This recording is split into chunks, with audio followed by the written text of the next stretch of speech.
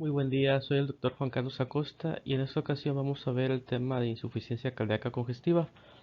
Para empezar, decidí poner esta imagen donde se nos muestra un paciente describiendo lo que son la enfermedad, bueno, describiendo desde el punto de vista del paciente, cómo lo puede describir en el consultorio o tal vez en urgencias, si es que fuera el caso, y los signos que podemos encontrar en el mismo paciente.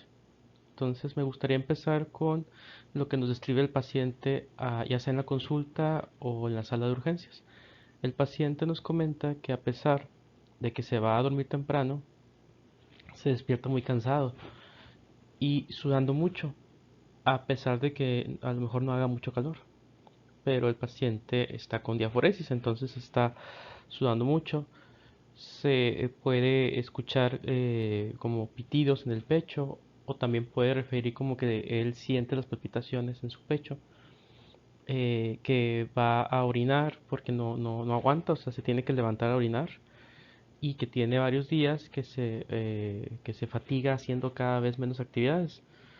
Y en un punto crítico puede comentar el paciente que inclusive ya sea cepillándose los dientes o cepillándose el cabello, o haciendo actividades que no requieren de tanto esfuerzo, eh, esta, eh, le cansan más. O sea, a pesar de que son actividades que en sí no requieren tanto esfuerzo, el paciente se siente muy cansado por hacerlas. Entonces, al grado de que inclusive lo comenta como que le falta el aire, o sea, es un cansancio no común, sino que con actividades que son más típicas o que no requieren de un esfuerzo extraordinario, el paciente inclusive ya siente la falta de aire. Y igualmente algo importante es que nos va a comentar que es peor si se acuesta, sobre todo si se acuesta en una posición totalmente horizontal. Y esto es algo que es muy característico de las insuficiencias cardíacas. Y ahora en cuanto a los signos, el paciente lo que podemos encontrar es que lo vamos a encontrar con disnea, con dificultad para respirar, sobre todo esa percepción como de falta de aire, la taquipnea, o sea que por lo mismo de que siente esa sensación de que le falta el aire, pues va a estar respirando agitadamente. Lo que son los trepitantes que se pueden escuchar al momento de la auscultación. La ortopnea, que viene siendo que el paciente es incapaz de acostarse totalmente horizontal, sino que tiene que haber algún tipo de inclinación en el respaldo o que haya varias almohadas para que el paciente pueda dormir sin sentir que le falta el aire. Igualmente vamos a encontrarlo con una posible taquicardia. Lo más frecuente que se llega a encontrar es la fibrilación auricular, pero no es en todos los pacientes. Sin embargo, sí es algo que es muy frecuente. Del mismo modo, la nicturia, o sea que el paciente se levanta seguido en la noche a orinar, así como lo escribí acá, que es porque de plano no aguanta. O en pacientes que son de más edad, pues inclusive puede llegar a hacer que tengan, se orinen, digamos, en la noche, en la cama. Entonces, es otra forma, digamos, de identificar una nicturia, que se vea como una posible incontinencia urinaria, pero combinado con estos otros síntomas, pues ya te das cuenta que no es tanto una incontinencia urinaria, sino que es más relacionado a una posible insuficiencia cardíaca que provoca la icturia. Y como ya es un paciente de tercera edad, pues ya digamos que no alcanza a levantarse y pues tiene lo que es esta supuesta incontinencia, pero que está más relacionada con la insuficiencia cardíaca. Y también vamos a encontrar cierto edema y fobia, que viene siendo que se marcan las huellas de los dedos al momento de hacer la compresión a nivel de las extremidades inferiores. Entre el más visible sea este edema, nos puede dar una idea de que la insuficiencia está un poquito más o menos avanzada. Y un antecedente personal importante que nos puede decir el paciente es la hipertensión. Entonces, esto sería, digamos, lo más representativo sobre esta imagen que me agradó por eso, porque pues abarca varios aspectos importantes en una sola imagen. Otra imagen es la que voy a presentarles a continuación. Este esquema lo puse porque me pareció un esquema que nos habla sobre la fisiopatología de la enfermedad de una manera un poco más clara y en la imagen, y conectando todos los conceptos importantes para ver cómo es que se interrelacionan y de esa manera entender un poquito mejor todo lo que se refiere a la fisiopatología de la enfermedad. Voy a empezar de este lado porque siento que así se entiende un poco mejor todo. Acá nos habla sobre el concepto de que el aumento de volumen por el aumento de resistencia es igual a un aumento de la presión arterial. Es importante tener este concepto en cuenta para poder entender todo lo demás. La hipertensión crónica significa que vamos a ocupar de una mayor poscarga. Por tanto, se le exige más trabajo al corazón. Acá lo expresan como que hay un sufrimiento cardíaco, pero a lo que se refiere ese concepto es a que se tiene que aumentar el trabajo del corazón, o digamos que tiene que trabajar un poco más de lo normal. Entonces, para poder lograr este propósito de aumentar la poscarga, entonces lo que hace el corazón para poder aumentar este requerimiento es engrosarse, o lo que se le llama la hipertrofia del ventrículo izquierdo, de tal forma que estos pacientes se les dice de manera coloquial que tienen mucho corazón, debido a que desarrollan una cardiomegalia secundaria a lo que es esta hipertrofia. Entonces, esto se puede mantener por un tiempo, pero llega a un punto en el que no hay suficiente flujo sanguíneo y no se pueden cumplir con las nuevas demandas de oxígeno. Entonces, lo que va a ocurrir es que la pared del ventrículo izquierdo se empieza a engrosar y a endurecer. Entonces, al hacer estos dos efectos, ocurre, por tanto, una disfunción diastólica, porque el corazón esta parte del corazón se hace más rígida y de esa manera bombea con menor intensidad, o es más difícil que llegue a ser su función de bomba. Entonces, ocurre lo que es una congestión debido al reflujo consecuente, que provoca una ingurgitación venosa pulmonar. Eso en el principio de la enfermedad. Posteriormente, lo que va a ocurrir es ya una congestión sistémica, que se va a manifestar en lo que es la ingurgitación yugular, en lo que es el reflejo hepatoyugular, en lo que es el derrame pleural, que se manifiesta aquí o lo colocan como el trasudado, porque es lo mismo, o sea, el trasudado es lo mismo que, o el efecto del trasudado va a ser el derrame pleural, que en la mayoría de los casos lo vamos a encontrar bilateral. Y esto lo que va a provocar es una exacerbación de la disnea y también de la ortopnea. Entonces, esto es importante para saber que un paciente que presenta ortopnea o disnea, o que ya lo tenía y va empeorando, lo que nos indica es que o existe un derrame pleural o este va en aumento a consecuencia de que la enfermedad del paciente va en deterioro.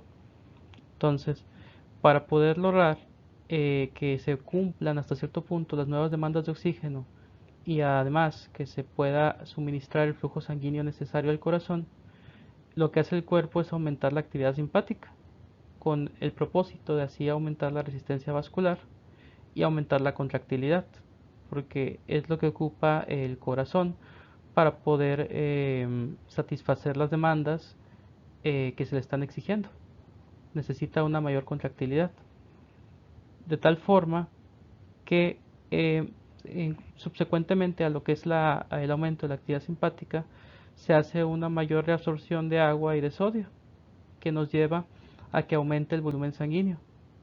Este aumento del volumen sanguíneo provoca que haya, pues por tanto, más volumen, y es en cierto punto lo que provoca también que ocurra digamos, exceso de líquido, que a la larga va a provocar, bueno, aparte de la congestión, secundario a la congestión sistémica, una posible hasta nasarca, o sea, que se manifiesta en digamos, etapa primaria, con lo que es un edema de miembros inferiores, pero puede evolucionar posteriormente hasta una nasarca, que es un edema generalizado. Entonces, a consecuencia de este aumento de volumen y este aumento de resistencia, se necesita de un mayor retorno venoso y una mayor precarga. Entonces, a consecuencia de este aumento de volumen y este aumento de resistencia, hay un aumento de la presión arterial. O sea, si el paciente ya presentaba una hipertensión arterial, a consecuencia de todos estos efectos, aumenta todavía más, lo que va a provocar que por tanto se necesite mayor poscarga y esto se convierte en un círculo vicioso. Entonces, es lo importante sobre esta imagen y por eso es que me gustó mucho porque son varios conceptos que son bastante importantes para entender la enfermedad y que yo creo que se entendieron bastante bien en esta explicación que les di.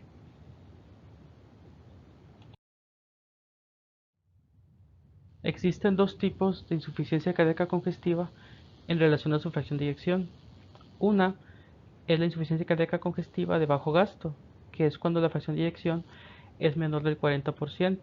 Y el otro tipo es la insuficiencia cardíaca congestiva de gasto cardíaco conservado, que es cuando la fracción de eyección es mayor de 40 a 50%.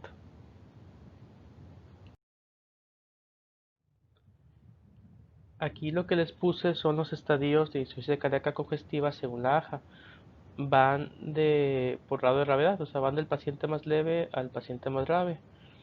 Y es por letras, o sea, los estadios son A, B, C y D.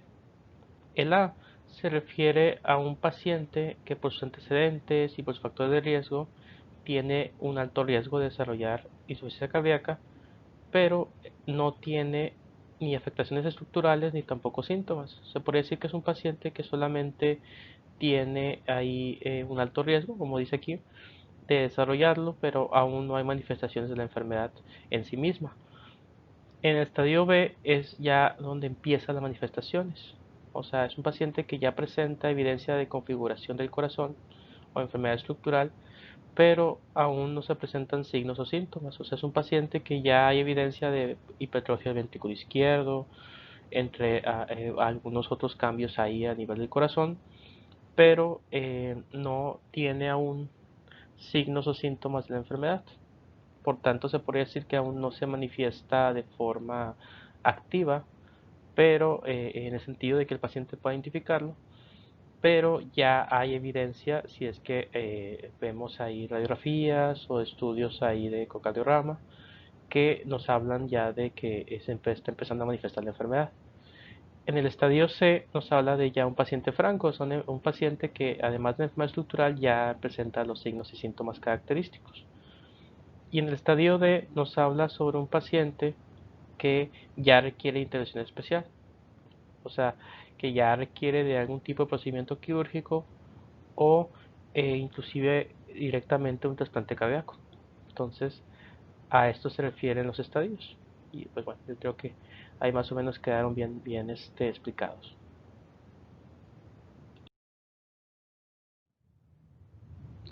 Acá les puse la clasificación NIHA. La clasificación NIHA lo que valora es el grado de la insuficiencia cardíaca y también en cómo va afectando las actividades diarias del paciente. Y va de lo que es el grado 1 al grado 4. En el grado 1 tenemos el paciente más leve. Es el paciente que se encuentra asintomático y sin limitación de la actividad, en este caso sin limitación de las actividades de su vida diaria. Se podría decir que es el paciente que ya tiene tal vez daños estructurales, o sea, ya tiene manifestaciones de la enfermedad, pero no tiene aún síntomas ni manifestaciones, al menos físicas, externas, vamos a decirlo así, de la enfermedad. Se podría decir que es el equivalente al B del AJA. En el grado 2 tenemos el paciente que ya tiene síntomas leves, ligera alimentación, pero se mantiene en reposo asintomático. En el grado 3 tenemos a un paciente que ya tiene síntomas moderados, una limitación marcada y aquí lo importante es que en reposo el paciente se mantiene asintomático. Entonces, si bien ya hay una limitación más marcada y los síntomas más graves que en el grado 2, al menos en reposo el paciente sigue estando asintomático, entonces se encuentra alivio en el reposo. Y tenemos finalmente el grado 4, que es el punto más grave de la enfermedad, que es donde el paciente ya tiene síntomas severos o síntomas graves, vamos a decirlo así, ya una limitación severa en sus actividades diarias y ya inclusive en reposo el paciente no puede mantenerse asintomático, sino que ya en reposo presenta síntomas de la enfermedad. Entonces, pues por esto que es el más grave o el grado que marca una mayor gravedad de la enfermedad. Entonces, bueno, es algo más sencillo, creo yo. y es, digamos, con la que estamos un poco más familiarizados la mayoría de los médicos. Acá lo que les puse es a lo que se refiere a la insuficiencia cardíaca izquierda y derecha. La izquierda se refiere a cuando ya hay una falla, una disfunción diastólica del ventrículo izquierdo, que se manifiesta, como lo veíamos en la fisiopatología, como una sobrecarga de volumen con congestión venosa pulmonar, disnea e intolerancia al ejercicio. Pero acá lo importante es que la congestión solamente es a nivel pulmonar, o sea, a nivel de lo que es la circulación pulmonar, pero hasta ahí se queda. Y la derecha ya nos habla de una congestión venosa, pero que es sistémica. Por tanto, las manifestaciones van a ser el edema periférico, la ingurgitación yugular, la citis e inclusive, digamos ya en un caso más avanzado, la anasarca.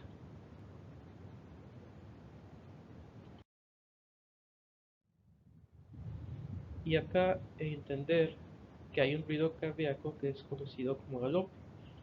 Ese es un signo muy característico de déficit cardíaca congestiva. Me parece importante mencionarlo porque en la exploración es algo importante, se manifiesta como el ruido de S3, también es otra forma de reconocerlo o de describirlo, aunque digamos de forma más típica se le conoce como galope, pero acá lo importante es que ese es un signo muy característico de insuficiencia cardíaca congestiva. Aquí nada más es que el patrón respiratorio de Cheyne-Stokes, que es un patrón respiratorio en donde hay cierta detención de la respiración, una apnea, digamos, prolongada, y posteriormente el paciente respira nuevamente normal y luego es otro periodo, un periodo donde está respirando normal, seguido después de otro periodo prolongado de apnea. Es algo que aparece tanto en uremias como también en la insuficiencia cardíaca congestiva. Entonces es algo que también debemos de estar al pendiente en nuestra exploración física.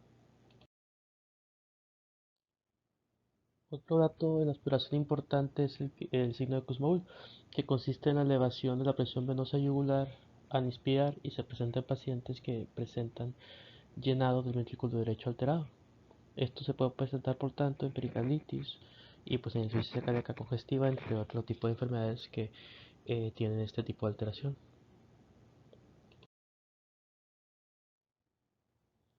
En la insuficiencia cardíaca congestiva existe un aumento de la presión diastólica ventricular y esto a su vez causa el aumento de la presión venosa y de hecho es como viene acá que una de las causas más frecuentes de que aumente la presión venosa es precisamente este aumento en la presión diastólica ventricular y es algo que se presenta, lo podemos ver en la insuficiencia cardíaca congestiva.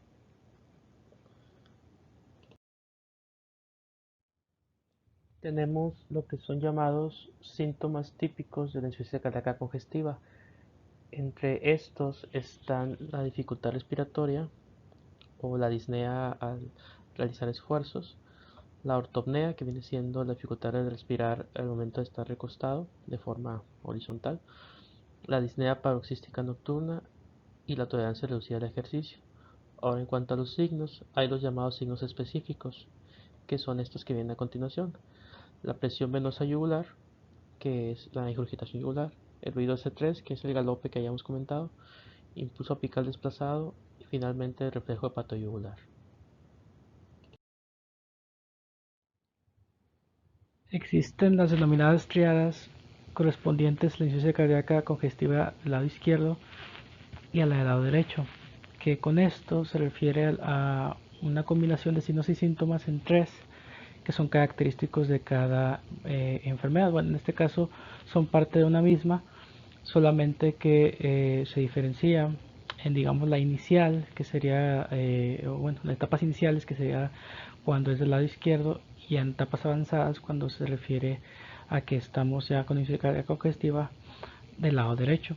Entonces, en la etapa inicial, que es la del lado izquierdo, tenemos los signos de o síntomas de ortopnea, que es esta dificultad para mantener una adecuada respiración, o digamos que no sentir disnea al momento de recostarse de forma horizontal, la disnea paroxística nocturna y el ruido S3, que es el galope cardíaco que ya hemos comentado.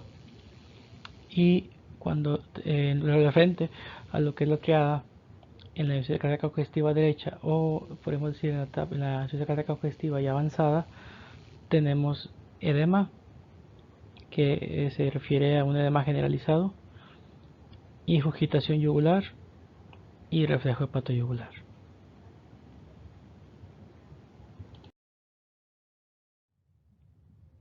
Esta imagen la puse porque trata de explicar los síntomas de ortopnea y disnea paroxística nocturna, que quedamos en que eran característicos de la insuficiencia cardíaca congestiva izquierda, o que también podemos describir como la insuficiencia cardíaca congestiva en etapas iniciales.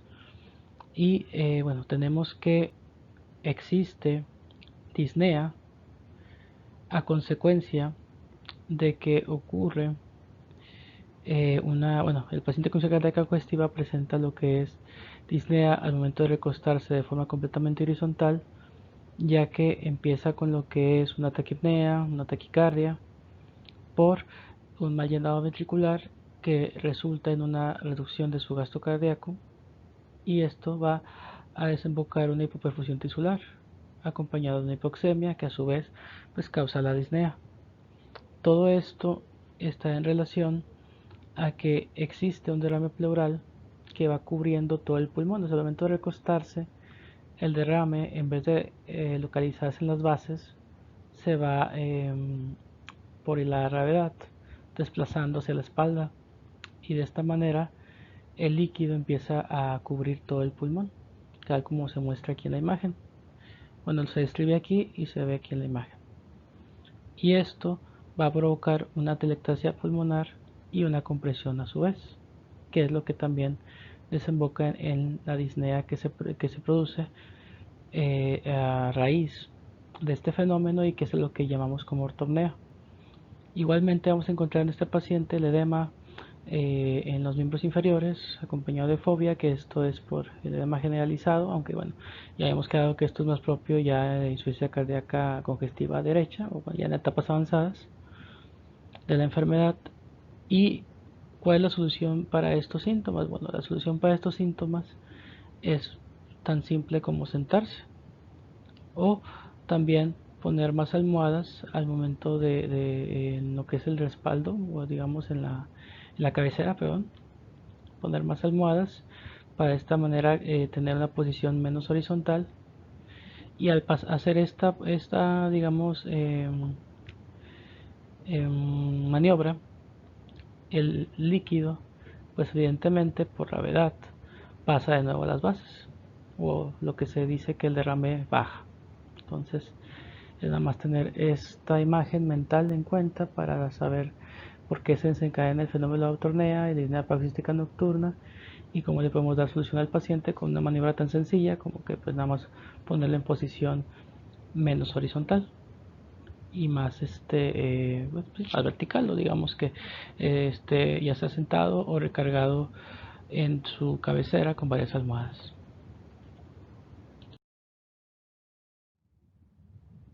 El gol estándar para una insuficiencia cardíaca congestiva va a ser un ecocardiograma sin duda, ya que este es el que nos da datos específicos sobre la fracción de eyección ventricular, sobre digamos la posición, o digamos los cambios morfológicos que puede haber en el corazón, los cambios que hay en el ventrículo izquierdo en cuanto a si se encuentra con hipertrofia o si ya se encuentra con paredes adelgazadas. En fin, nos da datos mucho más específicos que cualquier otro estudio. En cuanto a valores de laboratorio que son importantes, tenemos los valores del péptido natriurético cerebral y los valores de la fracción N-terminal del propéptido natriurético de tipo B, la insuficiencia cardíaca congestiva. ¿Por qué es importante? Bueno, es importante porque los valores altos del péptido natriurético B o cerebral dan mal pronóstico. Este se sintetiza en células miocárdicas ventriculares en respuesta a un aumento de la presión diastólica intraventricular, y a su vez producen extracción de sodio y agua en el túbulo renal. Entonces, estos tienen uso tanto diagnóstico como pronóstico, o sea, porque del mismo modo existe un péptido natriurético arterial auricular que también se libera en respuesta a la sobrecarga de sodio o la distensión auricular, y eso también causa exceso de excreción de sodio y agua en el ámbito renal. El nivel de reabsorción en el tubo proximal y la vasodilatación arterial y venosa. De esta forma, antagonizando los efectos de la angiotensina 2, de la vasopresina y de la estimulación simpática, y disminuyendo así las resistencias vasculares periféricas. De esta manera también se reduce la presión arterial, o digamos que no permite que aumente, y no permite que el corazón pueda compensar de forma adecuada la sobrecarga de trabajo que habíamos explicado en la fisiopatología de la enfermedad. Entonces, es por eso que es de mal pronóstico. Ahora, otro detalle importante sobre este péptido es que, bueno, tiene una utilidad fundamental en lo que es la insuficiencia cardíaca congestiva, y se puede elevar en distintas situaciones además de esta, que es, por ejemplo, una hipertensión arterial importante o una miocardiopatía restrictiva. Entonces, esto hace que su presencia no nos permita orientarnos hacia una enfermedad concreta, pero su ausencia sí permite descartarlas con bastante fiabilidad. Entonces, esta es la importancia, parte de la importancia de que este valor o este péptido se encuentre en valores altos o en valores bajos, de tal manera que, por lo que les acabo de decir, si el péptido natriurético cerebral está en menos de 100 picogramos por mililitro, con este valor podemos descartar que exista algún tipo de insuficiencia cardíaca. Pero si lo tenemos en más de 400 picogramos por mililitro, nos confirma la existencia de insuficiencia cardíaca. En este tema estamos hablando de insuficiencia cardíaca congestiva. Ahora, en cuanto a la fracción el no terminal del propéptido natriurético cerebral, si lo tenemos en menos de 300 picogramos por mililitro, nos descarta la insuficiencia cardíaca congestiva. Pero si lo tenemos en alguien de menor de 50 años, más de 450, de 50 a 75, más de 900, o en pacientes de más de 75 años, en más de 1800, nos confirma con fiabilidad la presencia de una insuficiencia cardíaca, que en este caso estamos hablando de insuficiencia cardíaca congestiva.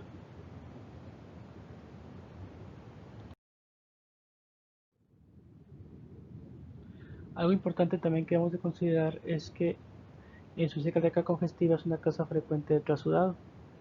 Entonces, el trasudado, por lo general, en la insuficiencia cardíaca congestiva tiene una alta frecuencia, porque es una frecuencia mayor del 40%, y en 80% de los casos lo vamos a encontrar de manera bilateral, que esto me refiero a un derrame pleural.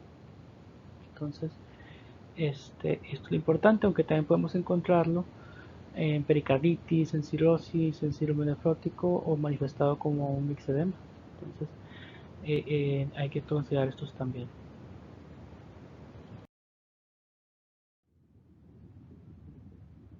Y como les estaba mencionando, por lo mismo, la insuficiencia cardíaca congestiva es la causa más frecuente de un derrame pleural bilateral.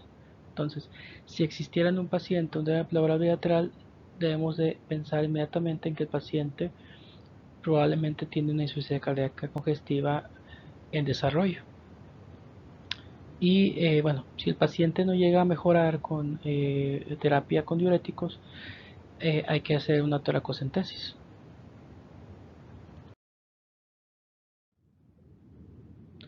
Lo que les puse aquí es algo muy importante que deben de tomar en cuenta. Por lo general, los trasudados pleurales por sí mismos, o dicho de otra forma, los derrames pleurales por sí mismos, se consideran afecciones benignas, pero hay que tener en cuenta que los asociados con insuficiencia cardíaca congestiva se asocia con una tasa de mortalidad a un año de hasta 50%. Acá nos explica o nos habla sobre que cuando están asociados con insuficiencia hepática es de 25% y cuando están asociados con insuficiencia renal es hasta un 46%, pero al tema que tenemos en esta ocasión, que es insuficiencia cardíaca congestiva, el dato importante es el de acá, que nos habla de que un paciente que tiene un derrame pleural bilateral aparentemente inocente no es tan inocente como podemos pensarlo en un principio, porque está asociado, bueno, si está asociado a una insuficiencia cardíaca congestiva, está hablándonos de que este mismo paciente tiene un 50% de posibilidad de fallecer a el año de que se presentó el evento del derrame pleural.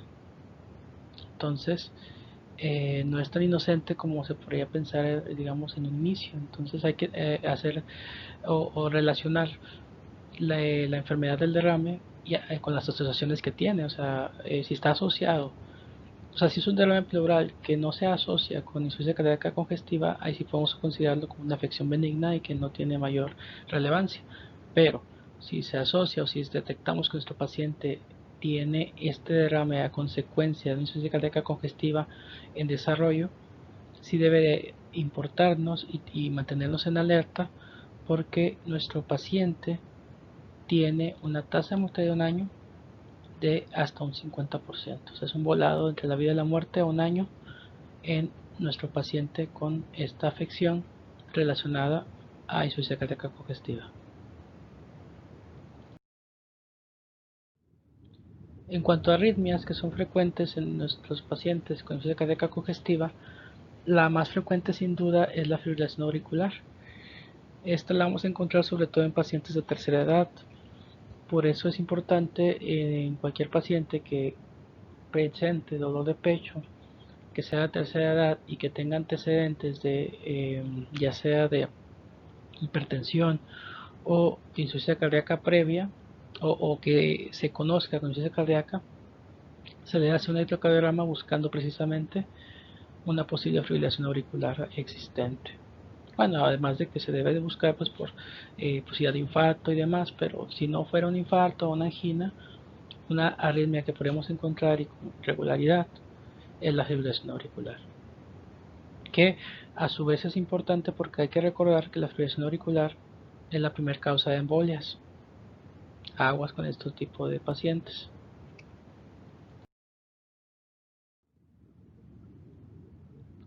Para los tratamientos contamos con varias alternativas, entre ellas una importante es la digoxina. La digoxina se caracteriza porque es un glucósido que tiene acción inotrópica cardíaca.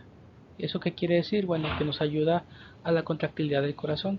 Habíamos hablado de que el corazón se sobrecarga y ocupa que el cuerpo le ayude a tener una mayor contractilidad, y de esa manera es que se aumenta el sistema simpático mimético para poder aumentar de esta forma la contractilidad. Bueno, la digoxina ayuda al corazón a este propósito, haciendo una inacción inotrópica cardíaca positiva, inhibiendo la conducción auriculoventricular y aumentando el tono parasimpático.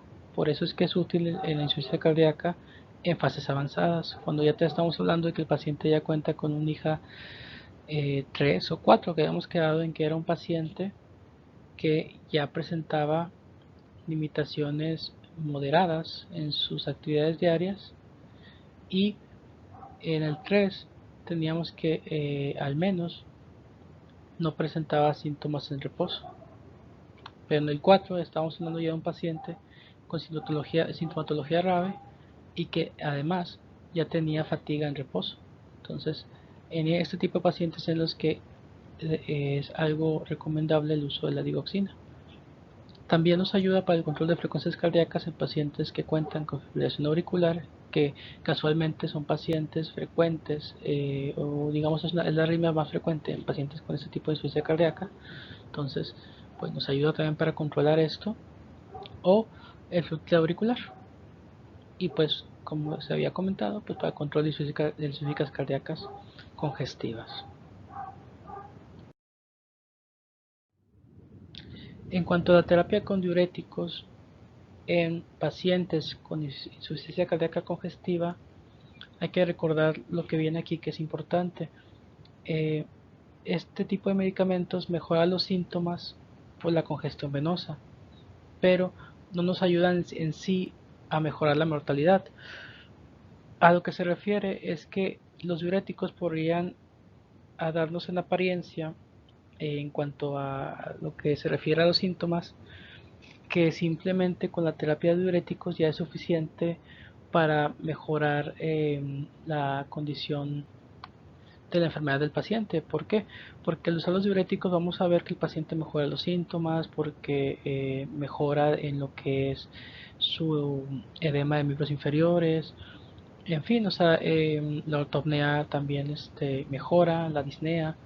Entonces podría darnos una apariencia que el paciente está mejorando mucho a consecuencia de los diuréticos y ya no es necesario utilizar más terapia que esa. Pero estaríamos en un error porque sí nos va a mejorar mucho los síntomas, pero la enfermedad en sí misma no la mejora, o sea, no mejora para nada el pronóstico del paciente.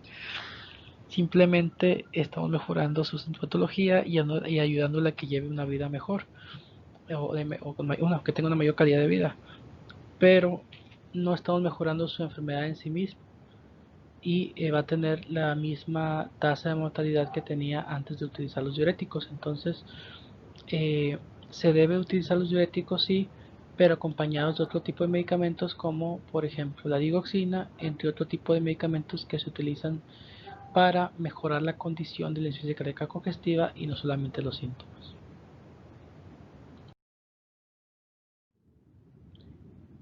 Un buen ejemplo también son los IECAS, que ayudan a reducir las resistencias venosas periféricas y también nos ayudan a tener un mejor retorno venoso por el efecto venodilatador.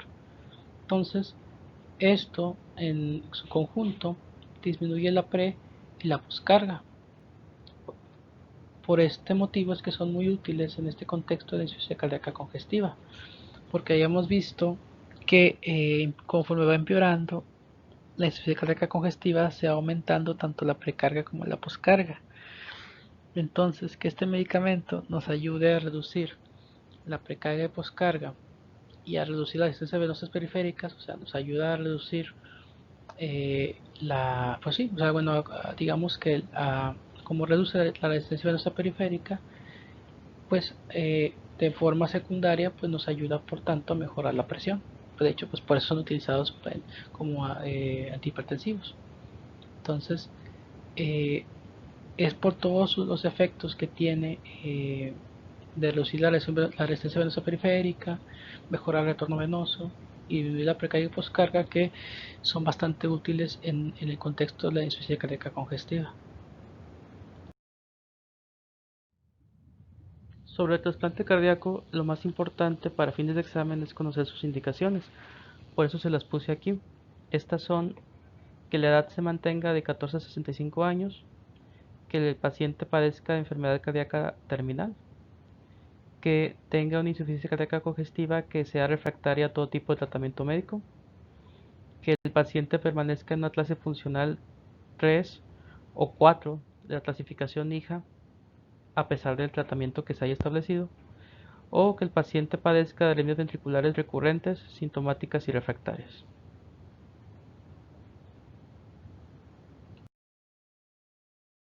En un artículo del New England Journal of Medicine del 10 de abril de 2014, comentaban un aspecto interesante que habla sobre que la espironolactona no es eficaz en variables orientadas a pacientes con insuficiencia cardíaca congestiva y que conserven una fracción de eyección normal, o sea que su fracción de eyección esté conservada.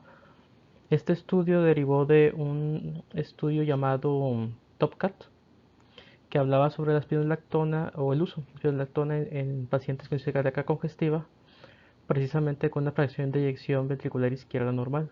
Entonces, lo que nos habla este artículo, digamos, en resumen, que es lo importante del caso, es que en este artículo se descarta el uso de espironolactona para pacientes con insuficiencia cardíaca congestiva que conserven su fracción de eyección ventricular izquierda normal.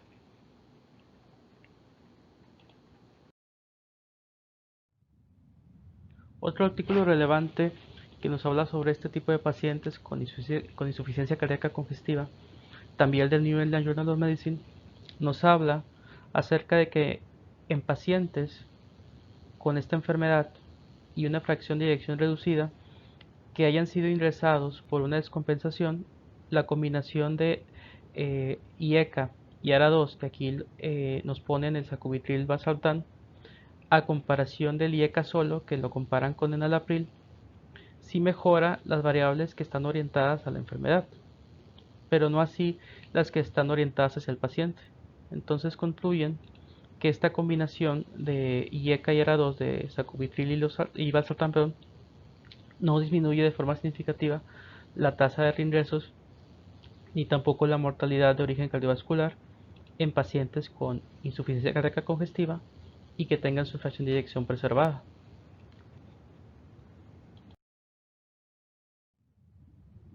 Se realizó otro estudio similar, pero esta vez comparaban la combinación IECA ARA2 contra el ARA2 solo, y la conclusión fue que la combinación IECA ARA2, que aquí también volvieron a utilizar el sacubitril y el valsartán, no era mejor que el valsartán solo en pacientes con insuficiencia cardíaca congestiva y su fracción de eyección conservada. Entonces, lo importante de esto es que es falso que la combinación IECA-ARA2 es mejor que utilizar el ARA2 de manera aislada. Entonces, es importante conocer esto para no dejarnos llevar ahí por lo que es la mercadotecnia, de que nos venden de que la combinación de IECA y ARA2 es una mejor terapia. Al menos por estudios no se ha comprobado así.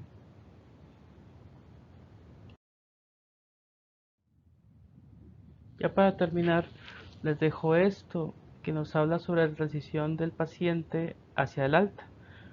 Es un proceso que el objetivo es evitar que el paciente tenga nuevas hospitalizaciones y que se prevenga la progresión de la enfermedad en pacientes que ingresan o reingresan por insuficiencia cardíaca.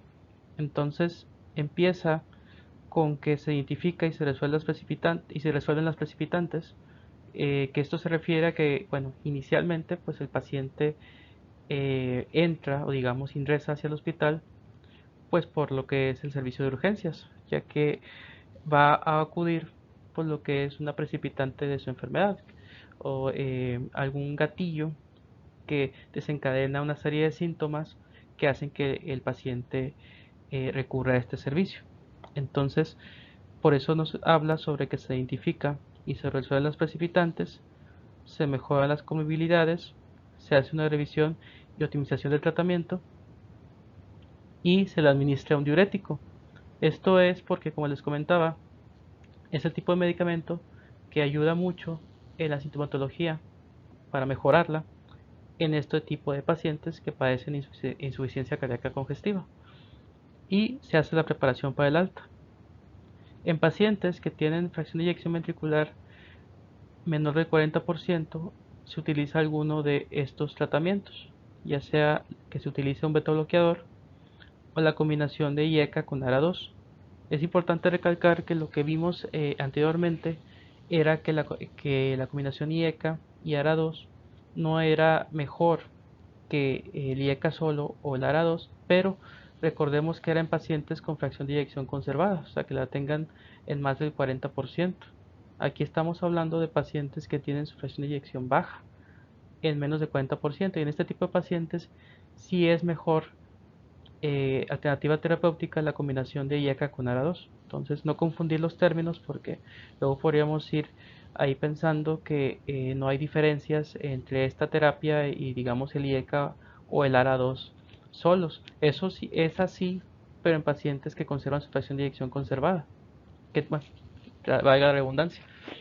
Pero en pacientes que tengan su fracción de eyección baja, sí es una mejor alternativa la combinación ARA2 con IECA. Aquí vuelven a colocar el sacubitril con valsartán y el ARM o los grupos de medicamentos de ARM. Ahora, hay que revisar que el paciente se conserve con una ausencia de congestión, que conserve su función renal estable, que los valores de laboratorio, en particular el péptido natriurético cerebral normal, y también lo que es el que habíamos visto del N terminal, que la frecuencia cardíaca se mantenga en menos de 70 latidos por minuto. Se vuelve a revisar la presión arterial, la frecuencia cardíaca, el peso y se checa que se mantengan en rangos aceptables. Se hace un electrocardiograma y se busca el QRS, que estos estén normales. Se hace la educación del paciente, que consiste en lo que es el autocuidado, explicar los signos de alarma, los efectos secundarios de cada medicamento. Se hacen recomendaciones y se cita para una próxima visita. Entonces, ya de aquí nos habla sobre el día cero, bueno, en este caso desde que reza de lo que es el hospital hasta los 30 días después del alta.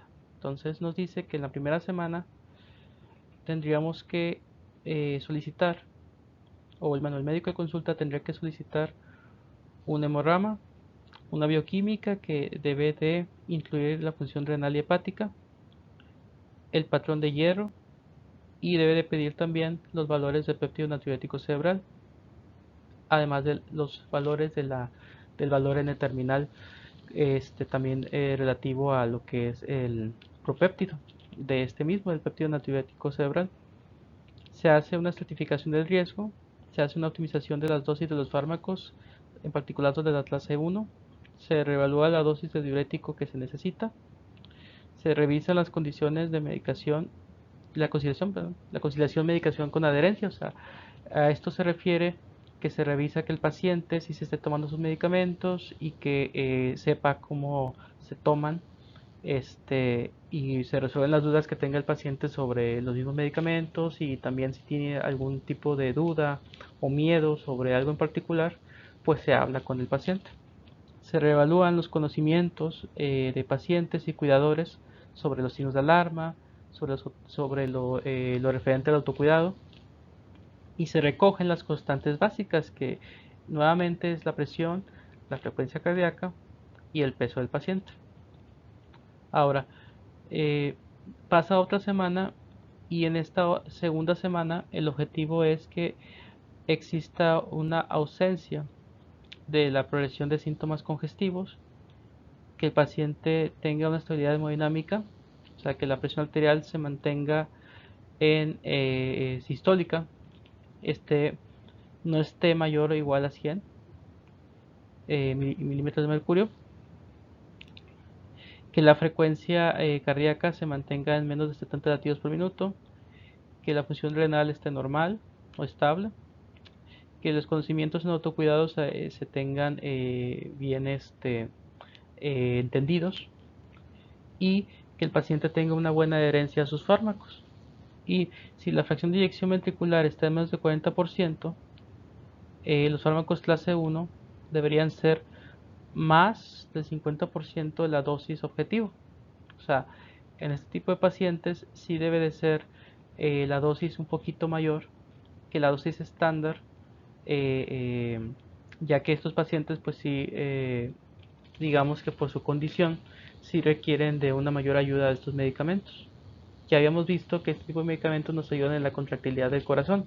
Como estos corazones están con una rigidez de sus paredes, es por eso que ocupan de una mayor ayuda para su contractilidad, y es por eso que nos habla aquí sobre que las dosis de estos medicamentos deben de estar en más del 50% de la dosis estándar.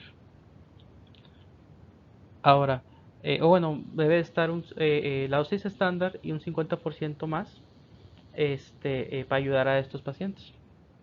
Y finalmente, ya a los 30 días se registra lo que es el riesgo residual del paciente, las debilidades y barreras que existan en el proceso, se hace una optimización pendiente de los fármacos, se les instruye de cómo actuar en caso de que se presenten signos de alarma o descompensación, tanto al paciente como a sus familiares o sus cuidadores, y se establecen métodos de contacto con la unidad de insuficiencia cardíaca y los responsables del cuidado del paciente. Acá lo que se puede reemplazar, porque esto es en unidades de Europa, sería que se le dé una forma de comunicación al paciente, ya sea con la unidad de urgencias o con el médico en particular, si es que estamos hablando de una atención privada. Entonces, es con lo que finalizamos el tema. Espero que les sea de ayuda. Cualquier duda, sugerencia, comentario, lo espero en la caja de comentarios y nos vemos en la siguiente presentación. Hasta luego y muchas gracias por estar acá.